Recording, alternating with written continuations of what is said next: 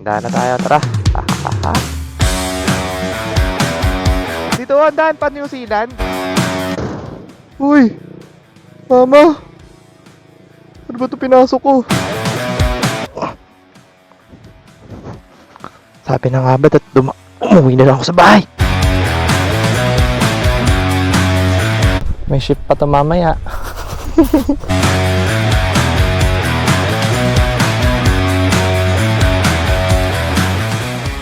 Alakbay na naman tayo. At solo rides na tayo. So today, pupunta tayo ng Zambales. Specifically sa Mapanuepe Lake. Let's go! At solo ride nga lang pala tayo ngayon. Kasi ang aking OBR ay, well, nasa Zambales din siya. Pero kasama niya kasi yung mga friends niya. At sila ay mag-hiking. So hiking ang trip niya. Ako camping. With motorcycle syempre. So dito tayo ngayon sa North EDSA. Kailangan muna nating mag-withdraw. Wala na tayong pera. Wala na sahod.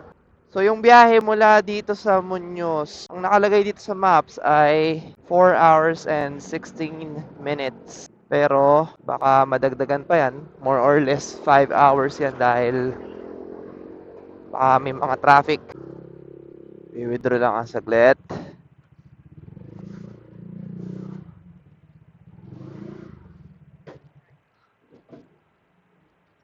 Yeah. Lang guys, tayo nyo ako Okay. Tara na ulit. Tayong pera. Spare cash lang natin to. Sakali. At magpapagas din muna pala tayo kaya tayo nag-withdraw. Okay. Let's go na ulit. Let's go. Yeah, aray ko. Okay. Pagas lang tayo saglit. At larga na. Wala tayong Wala tayong mask. Masama pala yung mask ko. Kasi nung nag-rides kami puntang Infanta. Bago-bago yung panahon. Grabe. Ulan araw. Pero nung pauwi kami doon, lumakas na yung ulan. Kaya basa kami. Pero buti naman, di tayo nagkasakit. Tayo tinabla ng sakit. Kaya, ito tayo ngayon. After 1 week, rides ulit. Pero this time, solo lang tayo. Kaya kung makikita nyo sa likod ko, may dala akong camping chair. Camping chair lang, hindi naman siya tent. Hindi naman ako magka-camp talaga doon. Talagang magliliwaliw lang. Tapos, siguro, 1-2 oras, tambay. Then, uwi na. Kasi may trabaho pa nga tayo. Tulog na lang tayo sa trabaho. Nice. Pagas muna tayo. Di sana maganda ang panahon. Pupunta natin doon. Kasi alam ko may lahar. May lahar tayong dadaanan at puro mabuhangin doon. Boss? Full tank, unleaded. So, mula dito, 160 kilometers siya. 9:28 ang ETA natin. Sige, makakapalik pa rin tayo sa bahay ng on time sa ating trabaho. Kasi hindi naman talaga ako nagbabalak mag-camp doon, magtagal. Tulak muna natin, Ariko. Okay, tara. Let's go. Okay, so guys, kita-kits na lang tayo kapag siguro nasa Subic na ako or nag-stop over ako para bumili ng makakain o mag-water break. Kasi bala kong bumili ng pagkain at doon mag-food trip. So yun, kita-kits na lang tayo pag nandun na tayo sa Subic. So yun na nga, time check tayo. 8:08 ng umaga. Mahigit 3 oras ng biyahe natin. Nasakit na ng puwet ko. So ngayon siguro maghahanap na ako ng mabibilan ng pagkain para doon na lang ako po trip. Walang stopover yon. Wala pa akong water break. Tumigil lang ako saglit para i-on yung camera. So ayun, out of 160 kilometers, we are still 45 kilometers away sa Mapanuepe Lake. Ayun, may arko. Olongapo City. Mamaya na tayo kumuha niyan. Diretso muna tayo sa pupuntahan natin. So ayan, nasa Olongapo City na tayo. So 45 kilometers. Ang nakalagay dito sa Google Map ay 1 hour and 29 minutes. ETA natin doon is 9:40 ng umaga. Pero siguro mga 10 to 10:30 na tayo makakarating doon dahil expect the delays na dahil pag malapit na tayo sa Mapanuepe hindi naman semento ang dadaanan natin, hindi rin asfalto, lahar, buhangin. Pababa tong daan. Magkakos yun na pagbagal ng takbo natin. Kaya pa naman, tatanungin niyo ako, nung tumigil ako para i-on yung camera, medyo naanoan din yung puwet ko. Di lang ako nakakahanap pa ng magandang pwesto na makapagpahinga man lang. Pero ang maganda lang sa biyahe ko ngayon, kahit na given na 8:00 na siya, di tulad ng sa Metro Manila, 8:00 na napakainit na, masakit na sa balat. At pagpapawisan ka na kung ganito pa yung suot mo, naka-riding jacket ka. Napakalamig dito. 8:00 pa lang. Hindi na pala 8:00 pa lang. 8:00 na. Kasi nga, mainit na yan. Mainit na yan sa Metro Manila. Kaya so far, alam ko hindi pa ako mabaho. Hindi pa ako pinagpapawisan.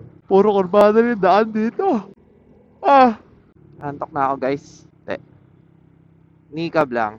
Kapag inaantok naman ako, talagang titigil ako. Papahinga talaga. Yun ang gagawin nyo kapag kayo ay inaantok.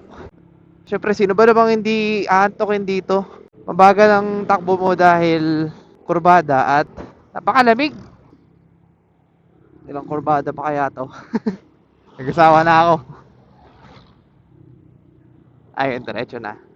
Maghanap lang muna ako ng machichicha sa sa market pagdating ng siguro ng bayan bago pagpunta ng Mapanuepe. Pero doon na yung heavy meal natin sa mismong destination natin. So, ayan, binigyan ko lang kayo ng update.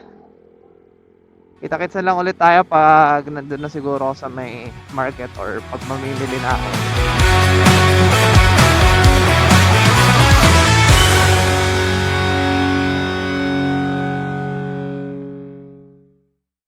Babalik tayo ngayon. Dito tayo sa Castillejos. Nag-selfie lang tayo. At dito na rin tayo bibili ng pagkain. Nasa likod ko guys. Kung nakikita nyo, natatakpan ko kasi takting yan. Natin. Yan o. Subic at itong didiretsoy natin pa Castillejos na. Bili muna ako ng pagkain. Nagugutom na ako. Tayo sa drive-thru. Hello po, take na order nila. Pinaparking tayo. Kailangan natin bumaba dahil lalagay natin yung foods natin. Aray ko. Hello po. Yes. Thank you. Thank you. So guys, McDo. Chibog muna tayo konti. Kat tayo ng konting french fries. Oh.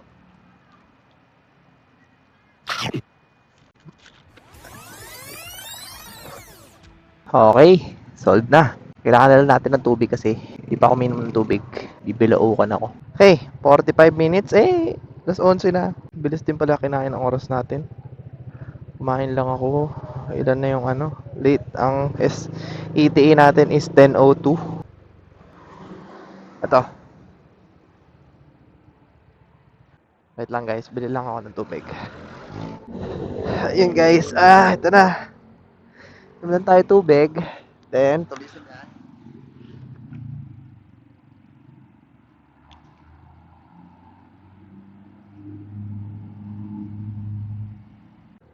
Ilang kilometers pa tayo? 17 kilometers na lang guys. Hindi ko alam kung accurate ba to. Sana may makasabay tayo doon. Dahan-dahan na tayo kasi hindi na tayo pagkain.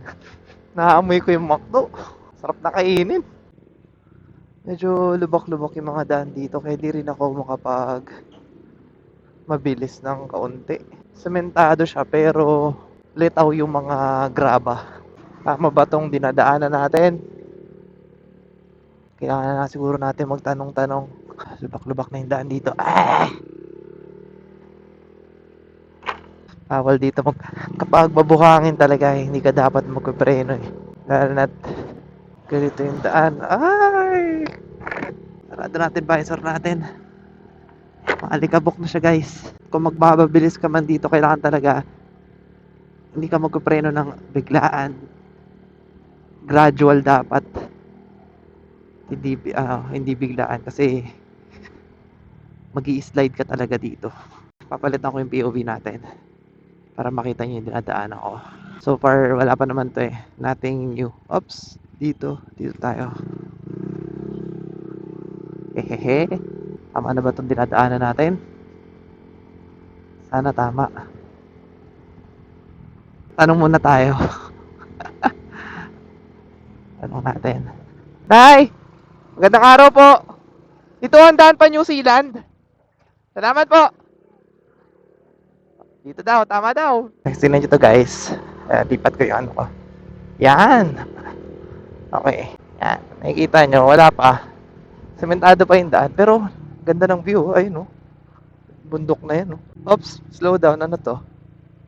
Slow down lang. Okay. Kala ko dead end eh. So, eto na. Ito na yung nakakalito eh. Nagsabi, kakaliwa daw to. Try natin, ha? Tignan natin dito. Try muna tayo. Oops. Dahan-dahan. Medyo ano na dito. Gumigewang-gewang na yung gulong ko. Nararamdaman ko na. Kada ano mo. Liko mo. At anong tayo ng New Zealand. Boss, magandang araw po. Dito ang daan pa New Zealand. New Zealand. Dito po, diretsohin ko to. Ito pong pinakadulo sa may puno. Yung may mga truck. Okay, sige po. Dire-diretso lang. Sige. Thank you po. Salamat po. Ikot tayo, guys. Sabi na mali eh. Thank you, tay. Salamat po. Dire-diretso lang daw.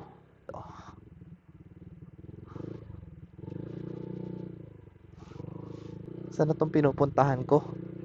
Ay! Munti ka na tayong sumemplang. Sa tingin ko, tama naman tayo ng dinaanan. Dahan-dahan lang tayo. Ayokong sumemplang. Dumudulas na yung gulong ko.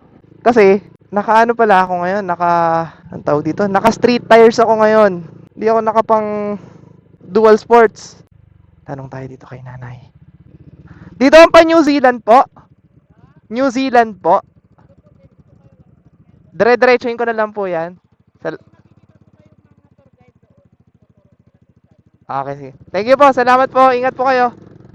May tour guide pa. So, uy, ano yan?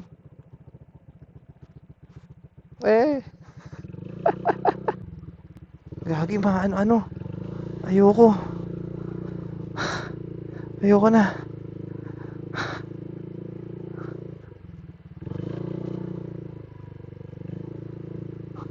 Hindi ko alam kung tama yung pinuntahan ko. Pero, bahala na. Di ko alam kung tama ba to. Itong dinadaanan ko. Ito na yung sinasabi nilang tulay na bakal. Okay. Grabe yung dinaanan ko. Ito yung nasa likod. Kung makikita yung nasa likod ko, rough road yan, paakyat.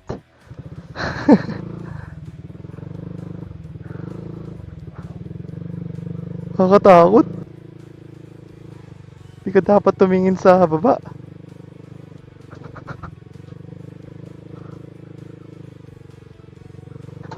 Yung mga bata dito. Hello! Nakakatakot. Ano ba itong pinasok ko? Dahan-dahan lang. Diretso lang ang tingin.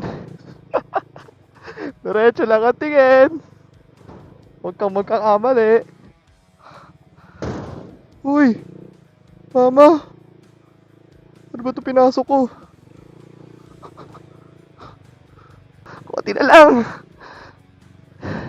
Yes! Woo! Grabe yun. Mamaya mapakita ko sa inyo gano'ng kataas yung tulay na yun. Talaga hindi ako tumitingin sa baba. So ito na yun. Grabe. Pinagpapawisan na ako. Ito na nga yun. Kailangan natin magdahan-dahan kasi malambot na talaga.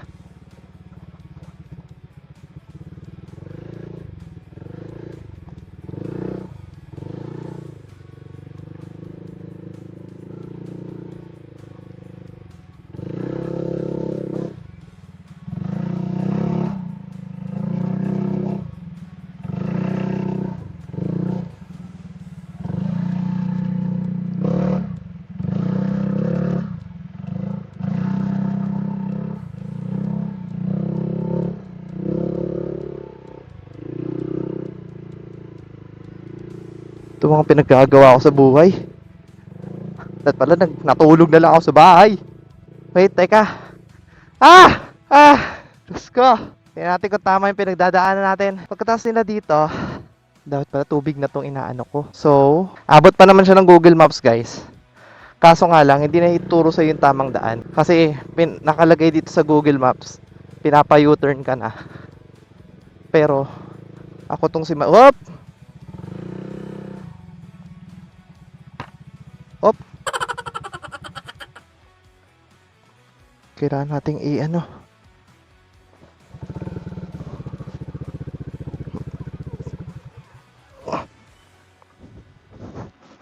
Sabi na nga ba at umuwi na lang ako sa bahay.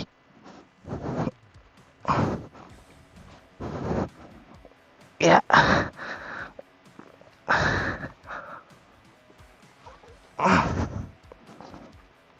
Yeah.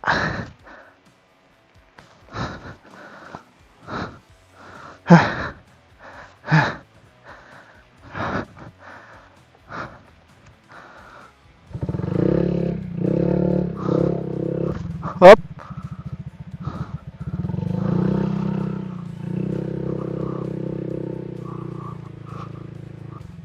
Mhm.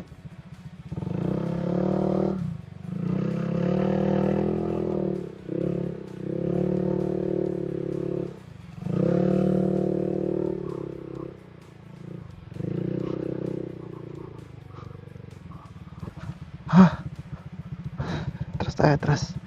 Kabila tayo, kabila.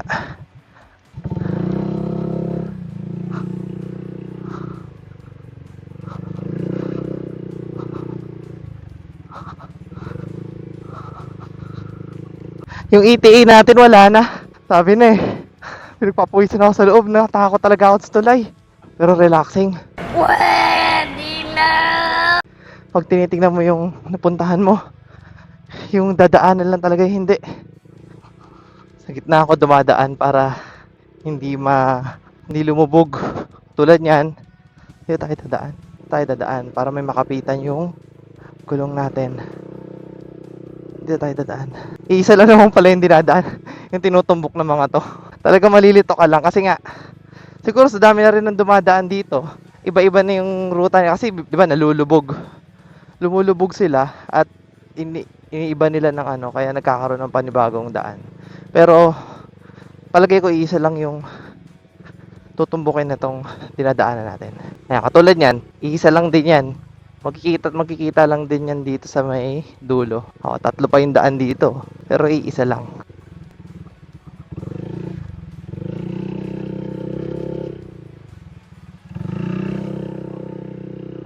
Mali tayo ng dinaanan. Dapat tayo.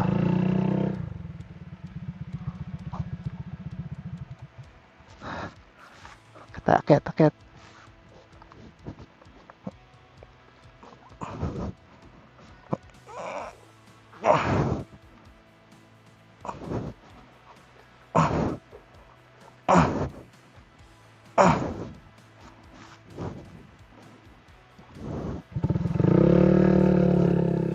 Dapat tayo dumaan.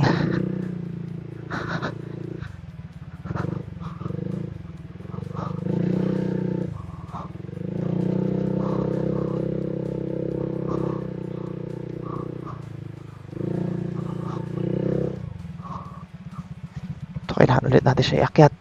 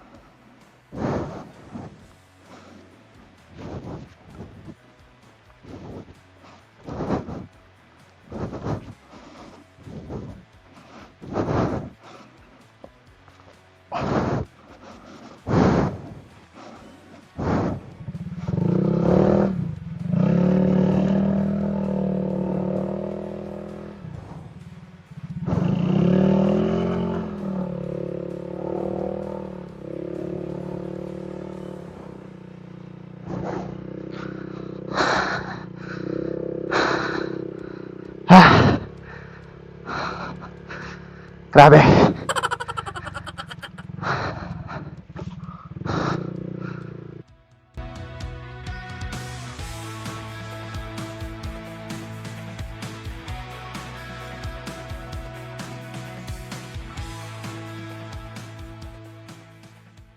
So yun guys, nandito na tayo sa Panuepe Lake.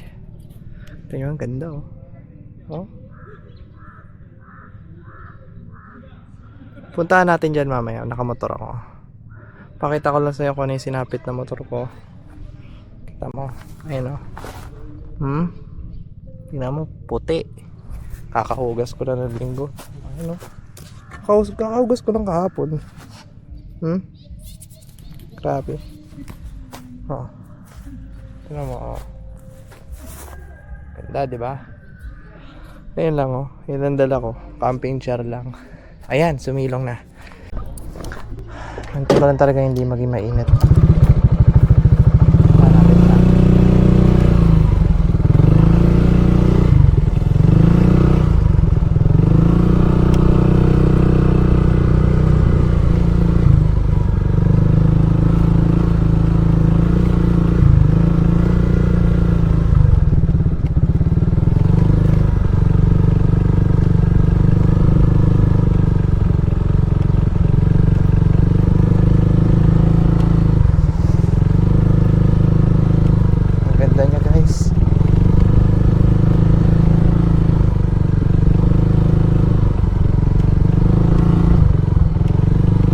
So ayun, ganda niya oh. Oh.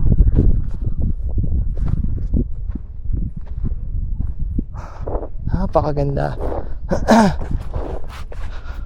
May ship pa to mamaya. De, mga kaninang yung ETA natin Nina 10 lang. Pero nakarating ako dito mag 11:30 na. At pag-review ko ng video mamaya, napakarami kong close call ko na masemplang. Ang tahimik dito. Saan kayo yung jowa ko? Saan kayo umaakit ng bundok yun? Sigaw tayo. Be!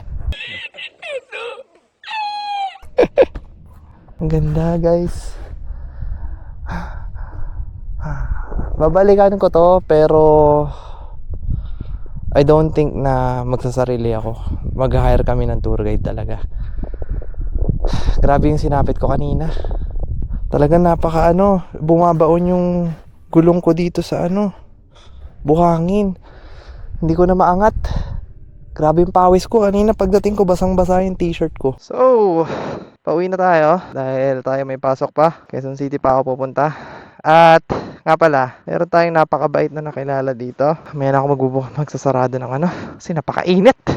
So ito, Boss Reagan, shout out sa kanya. Libre tayo sa entrance dahil saglit na naman tayo. Pero lalagay ko sa comment box ko yung contact number niya. Kaya pag gusto niyo pumunta dito, magpabook lang kayo sa kanya.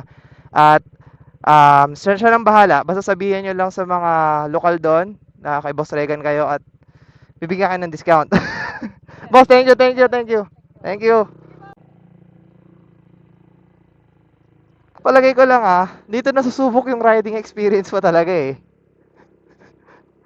Kaya masasabi ko nung naranasan ko yon na talagang hindi ko masasabing intermediate na ako. Siguro gitna ng beginner, kung merong matatawag na beginner, sa gitna ng beginner at intermediate, dun ako. Kasi kahit pa paano, hindi ako nasemplang. May mga close call, marami, kung makikita nyo sa video. Pero, thankfully naman, hindi pa ako nasemplang. At wag naman sana dahil nandito ako ngayon. Babalik na naman kami dun sa Lahar. Actually, Lahar na tong dinadaanan namin matigas lang. Doon, puro malambot na. Talagang lulubog yung gulong mo. Tapos, pag ikaw, pababa, dun ka dudulas.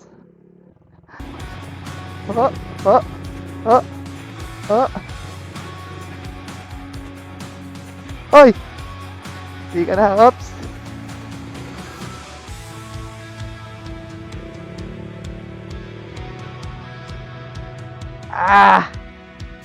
Okay.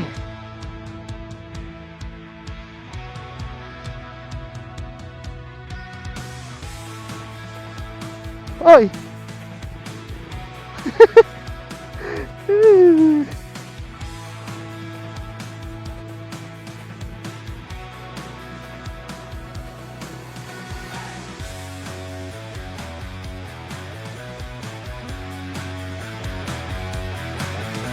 Heaven to sa mga ano, hardcore na enduro rider.